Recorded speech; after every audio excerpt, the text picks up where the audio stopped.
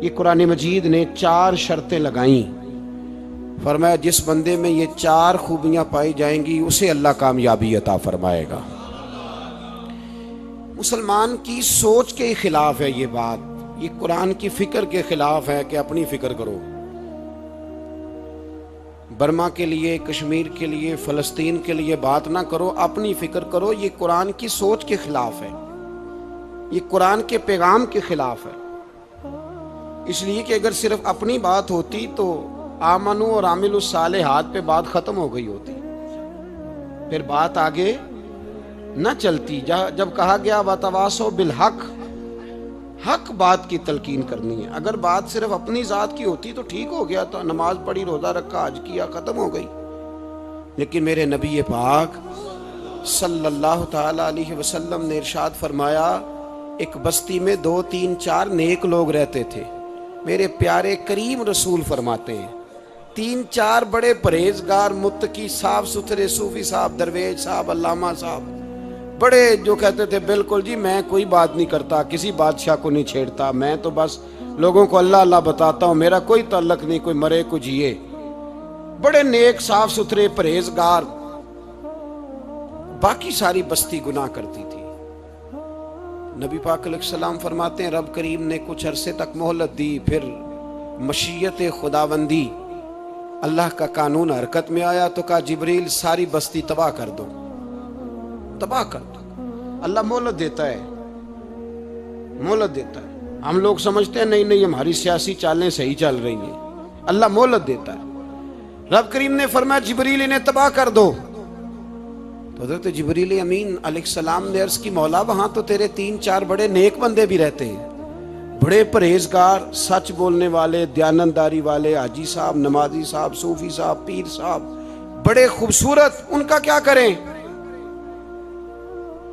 تو میرے محبوب پاک علیہ السلام فرماتے ہیں رب کریم نے فرمایا سب سے پہلے انہیں تباہ کرنا، سب سے پہلے انہیں سب سے پہلے، اور الٹ دو بستی، پہلے ان کا نمبر لگاؤ۔ یا اللہ ان کی کیا غلطی ہے؟ تو غلطی سن لیں، غلطی یہ ہے کہ انہوں نے 2 صفتیں پیدا کی ہیں، اگلی 2 پیدا کیوں نہیں کی؟ اِلَّا الَّذِينَ آمَنُوا وَعَمِلُوا الصَّالِحَاتِ پہ روک کیوں گئے، آگے کیوں نہیں بڑھے؟ اللہ کریم نے فرمایا جبریل دیکھو نا، میری نافرمانی ہوتی رہی اور ان کے چہرے پر کبھی شکن تک نہیں آیا، لوگ میرا قانون توڑتے رہے، انہیں کبھی برا ہی نہیں لگا، گناہ دیکھ کر کبھی خیال ہی نہیں آیا بدلنے کا۔ میرے بھائی امت مسلمہ اپنے لیے تو آئی نہیں دنیا میں، نبی پاک کی اس لیے تھوڑے آئے تھے کہ پیسے کمائیں، دنیا داری کریں، جھوٹ سچ ماریں اور رخصت ہو جائیں، بچے پیدا کریں۔ یہ کام تو ہندو، سکھ، بدھ مت سارے کر رہے ہیں، تو فقط اس کام کے لیے تھوڑی آیا ہے۔ کنتم خیر امت اخرجت للناس، اللہ فرماتے ہیں میرے محبوب کے غلاموں تم بہترین امت ہو، میں نے تمہیں امتوں کے بھلے کے لیے پیدا فرمایا ہے، تمہیں لوگوں کی امامت کے لیے دنیا میں بھیجا ہے۔ اے نوجوان مسلم، کبھی یہ تدبر بھی کیا تو نے؟ وہ کون سا گردو ہے جس کا ہے تو ایک ٹوٹا ہوا تارا؟ تو نے کبھی سوچا ہے تو کیا ہے؟ پتہ ہے تجھے؟ روزی کماؤ، روٹی کماؤ، اور اب تو بہت سارے لوگ جھوٹ کی دنیا میں زندہ ہیں، جھوٹ بولتے ہیں اپنے آپ کے ساتھ بھی، دائیں بائیں فراڈ کر رہے ہیں اپنی ذات کے ساتھ، خول بنا لیا اس میں بند ہو گئے، باہر ہی نہیں نکل۔ اپنے ملک کی سوچو، اپنی بات کرو۔ علامہ اقبال نے پتہ کیا کہا تھا؟ اقبال نے، یہ سنو، جو لوگ کہتے ہیں پہلے پاکستان، برما کے مسلمان بعد میں، کشمیر کے مسلمان پہلے سنو اقبال کیا کہتے ہیں۔ اقبال کہنے لگے ان تازہ خداؤں میں بڑا سب سے وطن ہے، ان تازہ خداؤں میں بڑا کون ہے؟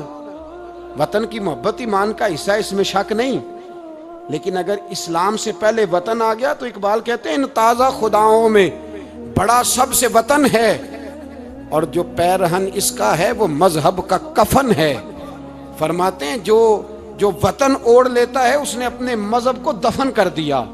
سب سے پہلے پاکستان نہیں، سب سے پہلے رسول اللہ کا دین ہے، سب سے پہلے قرآن ہے، سب سے پہلے نبی پاک کا فرمان ہے، سب سے پہلے امت مسلمہ ہے۔ ان تازہ خداؤں میں بڑا سب سے وطن ہے، جو پیرہن اس کا ہے وہ مذہب کا کفن ہے.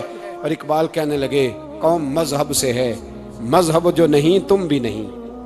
قوم مذہب سے ہے، مذہب جو نہیں. کوئی نہیں سمجھ آ رہی آپ کو میری بات؟ قوم کس سے ہے؟ پاکستانی ہونے سے، پنجابی ہونے سے، سندھی بلوچی پٹھان ہونے سے نہ. قوم مذہب سے ہے، اور مذہب جو نہیں تم بھی نہیں. یہ کیسے ہو سکتا ہے کہ مذہب نہ ہو اور بندہ زندہ رہے؟ یہ کیسے ہو سکتا ہے بھائی؟ کافر نے اصل میں جاگ ہی نہیں رہا، میں جاگتا ہی نہیں. میں جیب کی سوچتا ہوں، مسجد کی سوچتا ہوں، خانقاہ کی سوچتا ہوں، مدرسے کی سوچتا ہوں، دکان کی. سارا دن تو اس چکر میں لگا رہتا ہوں لوگوں کو ثابت کرنے میں کہ میں صحیح ہوں باقی غلط ہیں. میں تو اپنی ذات کے خول سے اٹھ ہی نہیں رہا. اور مجھے یہ اندازہ ہی نہیں کہ لیبیا سارا کٹ گیا، مصر کے ٹکڑے ٹکڑے ہو گئے. مجھے پتہ ہی نہیں کہ شام، جس کے بارے میں میرے نبی پاک علیہ السلام نے فرمایا مکے اور مدینے کے بعد اللہ نے سب سے زیادہ برکتیں ملک کے شام میں رکھی ہے. اور حضور نے فرمایا جس نے ہجرت کرنی ہو وہ شام جائے. اتنا اعلیٰ ملک سارا کٹ گیا. 4,000 ہزار لوگ ایک دن میں قتل ہو گئے. پر میرا گھر اب آباد ہے نا، کوئی حرج نہیں. وہ کٹتے ہیں تو وہ دور ہیں، کٹتے رہیں. فلسطین میں ہمارے ہاں معراج کی محفلیں بڑی جم کے ہوتی ہیں. سارے لوگ پڑھتے ہیں سبحان الذی اسریٰ بعبدہ لیلا من المسجد الحرام الی المسجد الاقصی. انہیں پوچھو روز قرآن مجید میں مسجد اقصی کا نام لینے والوں تو مسجد اقصی کہتے ہو تو تمہیں اللہ کتنی نیکیاں عطا کرتا ہے. بتاؤ تو صحیح مسجد اقصی کدھر ہے؟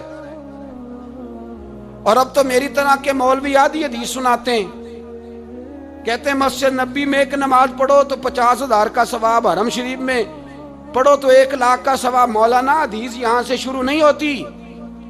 کھولو تو صحیح کنز المال، پڑھو مسند امام محمد بن حنبل، حدیث تو یہاں سے شروع ہوتی ہے. میرے نبی پاک نے فرمایا مسجد اقصی میں جس نے ایک نماز پڑھی 25,000 کا ثواب، اور میری مسجد میں جس نے ایک نماز پڑھی 50,000 کا ثواب، اور اللہ کے گھر بیت اللہ جس نے پڑھی 1,00,000 کا ثواب. مسجد اقصی کا تو ذکر ہی چھوڑ گیا ہے. کیوں؟ وہ مسجد جس کی طرف منہ کر کے 15 سال میرے نبی پاک نے نماز ادا کی. کس نے؟ بولیے گا. 15 سال تک، 2 ہجری میں 13 سال مکے میں، 2 سال مدینے میں، مسجد اقصی کی طرف جدھر منہ کر کے تیرے اور میرے رسول نماز پڑھتے رہے. آج وہ مسجد یہودی کے قبضے میں ہے.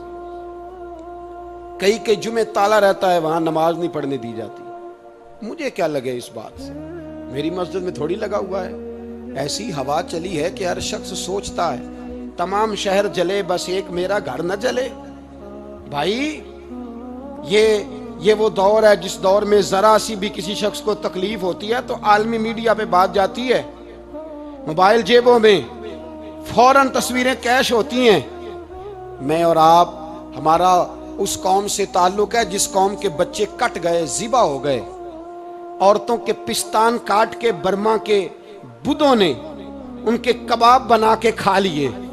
چھوٹے چھوٹے بچوں کی لاشیں انہوں نے لٹکا ڈالی. اور یہاں میں حکومت کی کیا بات کروں، یہاں کسی سیاستدان کو مکھی کاٹ جائے تو ہمارے پھٹے آباد ہو جاتے ہیں بحث کرنے کے لیے. ہمارے اپنے لوگ، عام آدمی نہیں بات کرتا، عام آدمی نہیں نکلتا، عام شخص کو فکر ختم ہو گئی. میری بھائی سب سے بڑھ کر بہترین مسجد کے خطیب امام حسین تھے.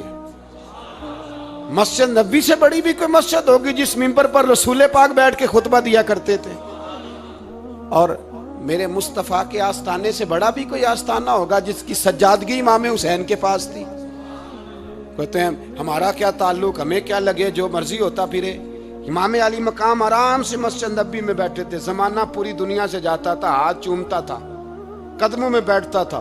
اتنے بڑی عظمت والی بھی کوئی شخصیت ہوگی جس کے رگوں میں رسول اللہ کا خون دوڑتا ہے، جسے حضور اپنی زبان مبارک اس طرح وہ چوسا کرتے تھے جیسے عرب کے لوگ پیاس کے عالم میں کھجور چوسا کرتے تھے. اتنا بڑا بھی کچھ شخص تھا. لیکن جب دین پہ کڑا وقت آیا تو حسین نے مسجد کی خطابت نہیں بچائی، آستانہ نہیں بچایا. امام علی مقام نے کہا کوفہ لٹتا ہے تو لٹتا رہے، دمشق میں فساد ہوتا ہے تو ہوتا رہے، وہ ملک شام کی بچیاں رو رہی ہیں تو روتی رہیں کہ ہم پہ یزید قابض ہو گیا، میری مسجد آباد ہے، کافی ہے؟ نا، امام حسین نکلے اور نکل کے کہنے لگے جنت البقیع والی جگہ پہ کھڑے ہو کہ یا رسول اللہ میں جا رہا ہوں اور آپ کے لیے جا رہا ہوں، اس لیے کہ مجھے اس شام کو بچانا ہے جس شام میں رسول اللہ کا کلمہ پڑھنے والے لوگ بستے ہیں، مجھے کوفہ، دمشق، مصر کے لوگوں کو بچانا ہے۔ نانا تیرے کرم کے خزینے کی خیر ہو، میں جا رہا ہوں تیرے مدینے کی خیر ہو۔ نکل کھڑے ہوئے امام علی مقام، میدان میں نکلے، کس کے خلاف؟ بولے کون تھا یزید؟ مسلمان تھا۔ اس وقت تک تو سب نے مسلمان لکھا ہے، جس نے کافر کہا شہادت امام حسین کے بعد کہا۔ جرم کیا تھا؟ میری گردن جھک جاتی ہے جب میں یہ بات کرتا ہوں، ایمانداری سے کہہ رہا ہوں، جوش خطابت نہیں، میری گردن جھکتی ہے جب میں یہ لفظ ادا کرتا ہوں۔ امام علی مقام اس شخص کے خلاف نکلے، سارے خطبے امام حسین کے پڑھ کے دیکھو۔ امام حسین نے فرمایا یزید شرابی ہے۔ شرابی مسلمانوں کا حکمران ہو سکتا؟ آپ نہ بولیں بے شک، پر بات تو سچی ہے نا۔ امام حسین نے فرمایا شرابی کو ووٹ دیا جا سکتا؟ فرمایا رنڈیوں کا ناچ دیکھتا ہے جو مجرے دیکھے، جو رنڈیوں کے ناچ دیکھے وہ مسلمانوں کا حکمران ہو سکتا؟ امام حسین میدان میں نکلے اور 18 سال کے علی اکبر سے لے کر 6 مہینے کا علی اصغر دے دیا، لیکن شرابی کو برداشت، بے حیا کو برداشت تو میں کیسے کرتے؟ دوستی قاتل سے بھی، مقتول سے یارانہ بھی، اپنی جیب سے فلیکسیں چھپوا کے ظالموں، جابروں، بدماشوں کو ووٹ دیتے ہو۔ امام حسین کو تیری دیگ کی ضرورت ہے جو تو 10 محرم پہ پکاتا ہے، چاولوں کی ضرورت ہے جو تو نے 9 محرم کو پکائے، ان کو اس بریانی کی حاجت تھی جو تو نے پکائی ہے۔ میرے گھر میں فلاں MNA MPA صاحب آ گئے تھے، امام حسین کے گھر کے اندر یزید نے پیغام بھیجا، اس نے کہا جیسے کہو گے کر لوں گا، جتنے پیسے کہو گے دے دوں گا، جتنی مسجدیں کہو گے بنوا دوں گا، جتنے ادارے کہو گے تعمیر ہو جائے، مجھے نہ چھیڑو۔ آپ نے فرمایا نا، مسجد مدرسے اس وقت آباد رہتے ہیں جب حکمران صحیح ہوتے ہیں، اور جب حکومتیں غلط ہوتی ہیں تو پھر مساجد آباد، پھر مدارس کی آباد کاری ہو ہی نہیں سکتی۔ میں دین میں نیا رکھنا کھول دوں؟ امام علی مقام کھڑے ہوئے، پر میں کیا کروں؟ حکومت کیا کروں؟ حکومت سے کیا کہوں؟ اگر میری ملت کے اپنے جوان کے موبائل میں رنڈیوں کا ناچ ہو تو 10 محرم کو تو امام حسین کربلا میں تڑپ جاتے ہوں گے۔ اگر 9-10 محرم کو جو نکلا امام علی مقام کی بات کرنے کے لیے، وہ نوجوان اگر سگریٹ کا، شراب کا، بدماشی کا عادی ہو تو حضرت علی اصغر کہیں گے نا میری قربانی کا کیا بنا؟ وہ تو نکلے تھے عریانی اور فحاشی کے خلاف، اور اگر ملت کا جوان روز چوک میں کھڑے ہو کے لڑکیوں کو تاڑتا ہو تو حضرت علی اکبر تو اپنی قبر میں روتے ہوں گے کہ یہ اس قوم کے لیے جان دے دی جو آج یزیدی طریقوں پہ عمل کر رہی ہے، جو ساری رات گند دیکھ کے سوتی ہے، جو ساری رات بے حیائی، فحاشی اور عریانی میں لگی رہتی ہے، ان لوگوں کے لیے جان دے دی۔ اتنا ظلم ان شہیدوں کے ساتھ، اور 10 محرم کو دیگ پکا کے کہتا ہے میں امام حسین کا ماننے والا ہوں، میں امام علی مقام سے پیار کرنے والا ہوں۔ نہ بھائی، نہ دو رنگی چھوڑ کے یک رنگ ہو جا، سراسر موم ہو جا یا سنگ ہو جا، امت مسلمہ کو بیدار ہونا پڑے گا۔ امام علی مقام میدان میں نکلے، ڈٹ کے نکلے، اور امام نے فرمایا میدان میں نکل کر کہ میرا وطن مدینہ ہے، میرا وطن مدینہ ہے، پر مدینہ بعد میں، رسول اللہ کا دین پہلے۔ تو پاکستان کی بات کرتا ہے؟ امام علی مقام نے فرمایا مدینے کی شریعت بعد میں، رسول اللہ کا دین پہلے، اور تیرے تو بچے عام سے ہیں۔ امام حسین نے فرمایا میری گود میں جو بچے ہیں وہ رسول اللہ کے نواسے ہیں، پر بچے بعد میں، نبی پاک کا دین پہلے۔ آپ نے فرمایا تیری بیٹی بڑی باوقار ہوگی، اس کی بڑی عزت ہے، تو کہتا ہے بیٹی کی وجہ سے بلیک میل ہو گیا، لیکن جو شان خدا نے حسین کی بیٹی کو عطا فرمائی، جن بچیوں کا سر کا بال ننگا ہو جائے، سر کا بال ننگا ہو جائے، تو امام شورانی فرمایا کرتے تھے اگر مدینے میں کسی سیدزادی کے سر کا بال ننگا ہوتا تھا تو سورج اپنا منہ چھپا لیا کرتا تھا، سورج چھپ جاتا تھا بادلوں کی اوٹ میں، اور مدینے والے سمجھ لیتے تھے کہ گھر میں کام کرتے کرتے کسی سیدزادی کے سر کا کوئی بال ننگا ہو گیا۔ ان شہزادیوں کا اتنا وقار، پر امام علی مقام نے فرمایا بیٹیوں کی فکر بعد میں، رسول اللہ کا دین پہلے، پہلے رسول اللہ کا دین۔ قوم مذہب سے ہے، مذہب جو نہیں تم بھی نہیں۔ یاد رکھ میرے بھائی، امام علی مقام رضی اللہ تعالیٰ عنہ نے میدان میں نکل کر پہلے مذہب کی بات کی، اور آج دین نبی دا وانگ یتیمہ رووے تے کرلاوے تے آکھے میں کتھوں لبا عمر بہادر،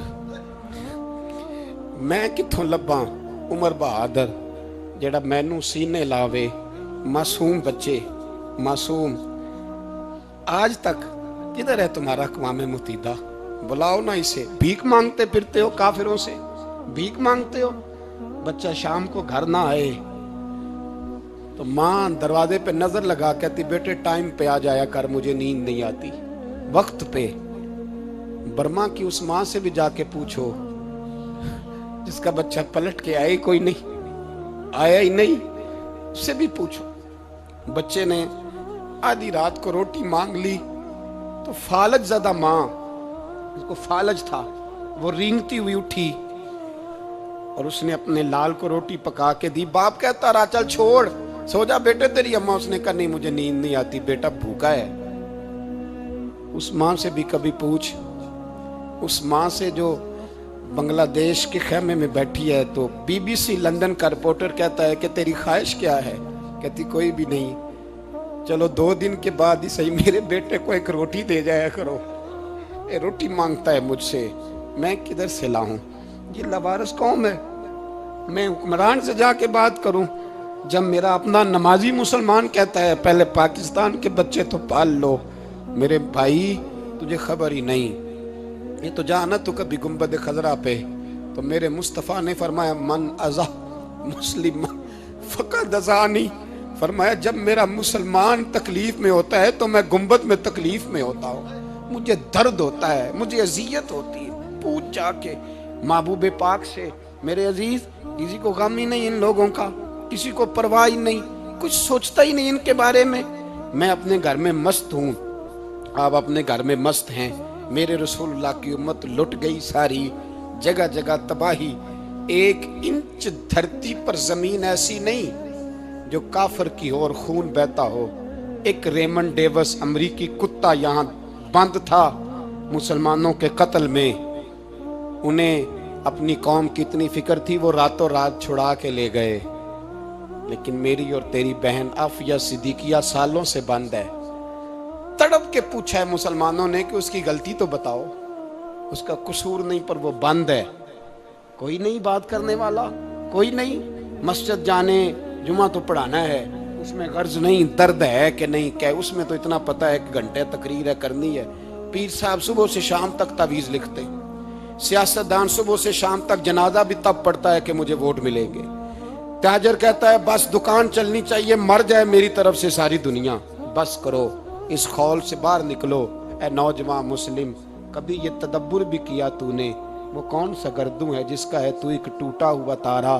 تو نے سوچا ہی نہیں کبھی، تجھے کبھی خبر ہی نہیں ہوئی کہ یہ کس قدر بڑا کام تھا؟ میرے رسول پاک صلی اللہ علیہ وسلم کے غلاموں جاگو۔ میں دعائی دیتا پھرتا ہوں، میں کہتا ہوں جٹ بن کے بڑا جی لیا، بٹ رائیں انصاری بن کے بڑا جیا، بس کر دو، بس کر دو۔ اب مسلمان بن کے جینا سیکھو، اب اپنی پہچان رسول اللہ کی غلامی بناؤ۔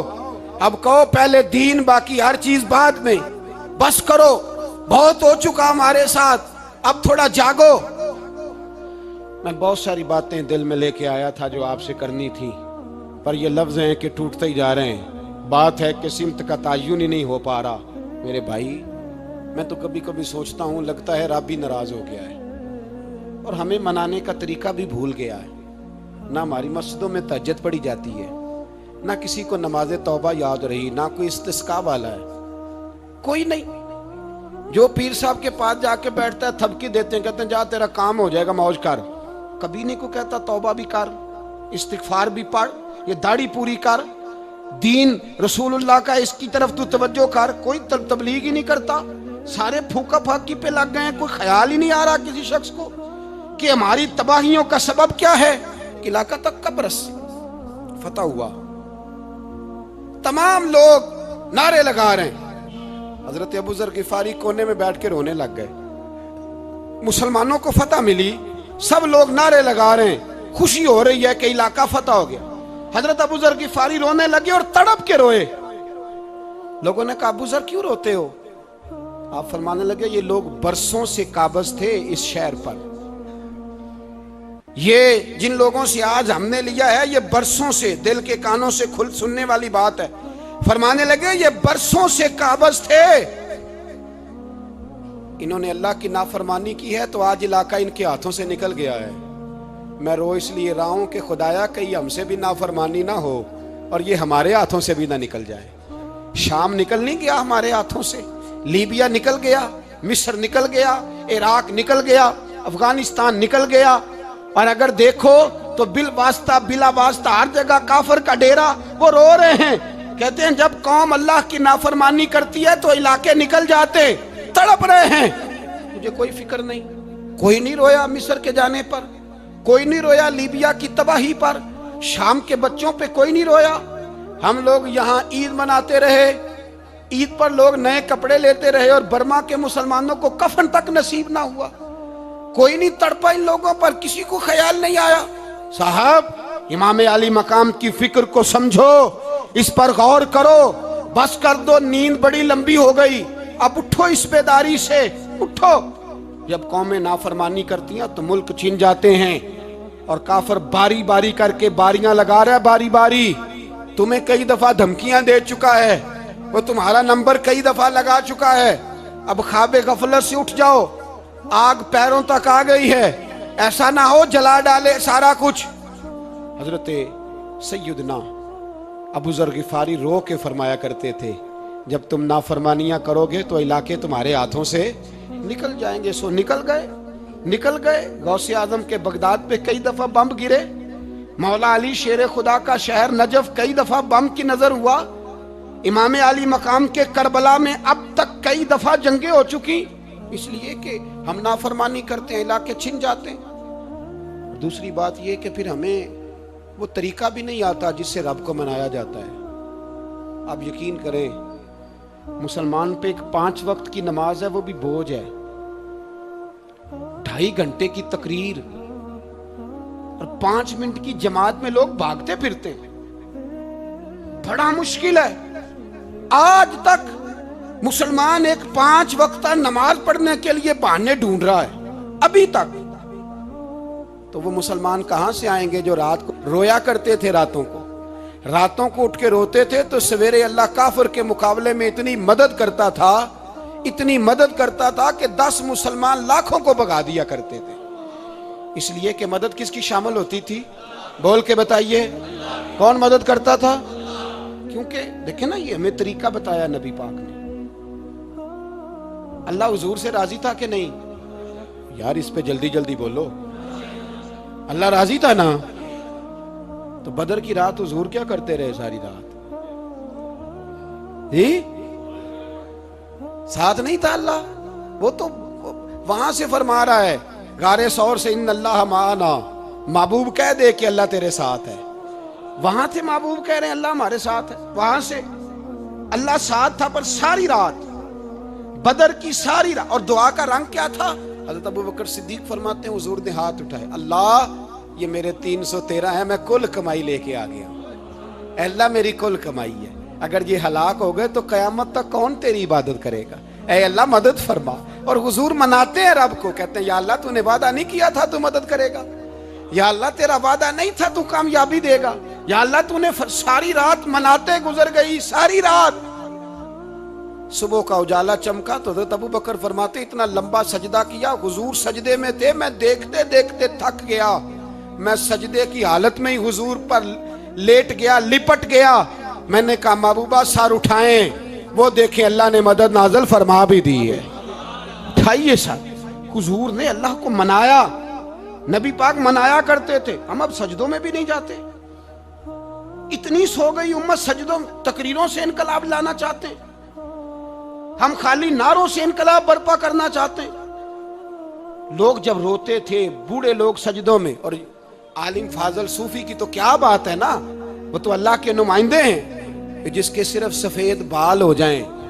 میرے نبی پاک علیہ السلام نے فرمایا رب تو ان کی بڑی عزت کرتا ہے، ان کی بڑی. اور میرے نبی پاک نے فرمایا گناہگار مومن بھی جب دعا کے لیے ہاتھ اٹھاتا ہے تو اللہ فرماتا ہے فرشتو اسے خالی نہ لوٹانا، مجھے شرم آتی ہے اسے خالی. پر تو اٹھاتا ہی نہیں، تو اسے مناتا ہی نہیں، تو کبھی لپٹا ہی نہیں، تو نے کبھی کہا ہی نہیں.